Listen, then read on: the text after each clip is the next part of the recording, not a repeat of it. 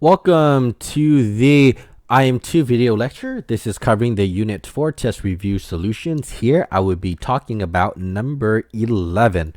Number 11 is part of completing the square. So it asks us to identify the value of c for completing the square to make it perfect. Okay, so the process of completing the square is very straightforward. All right, so let's take a look. So you need the b term, which is going to be, hold on, oh shoot, these should all have x's in here. Right, these should all have x's in here, sorry.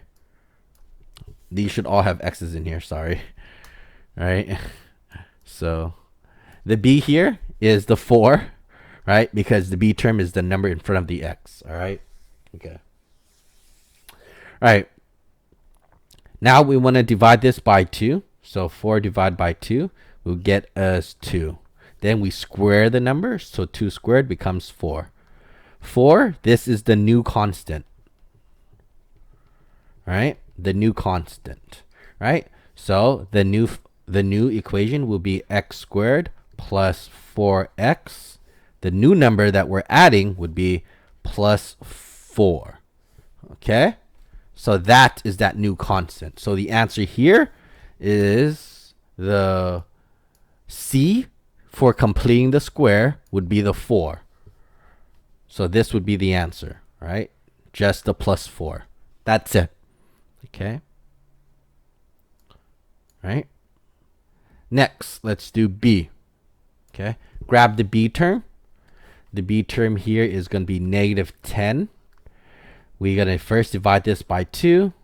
That gets us negative 5. Then we square it, so negative 5 squared gets us 25.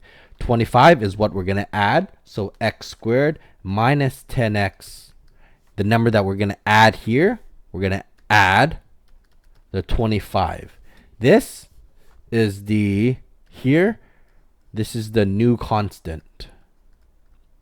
Okay? The reason why is because now we, it's perfect. Okay, now you could factor it. If you factor it, it's just x plus 5, x minus 5, right? Do you see how it's perfect? No, x plus, sorry.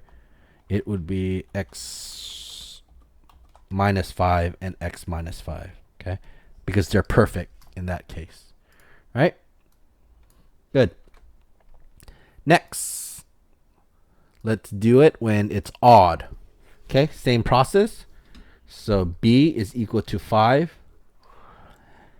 Now we divide this in half. So 5 divided by 2 gets us 2.5. Now we square 2.5. So 2.5 squared. Not sure what that is. So let me grab decimals. So I need to know what 2.5 squared is. That gets me 6.25. Okay. So this equals to 6.25. This is going to be the new constant that we're going to add to both sides to complete the square.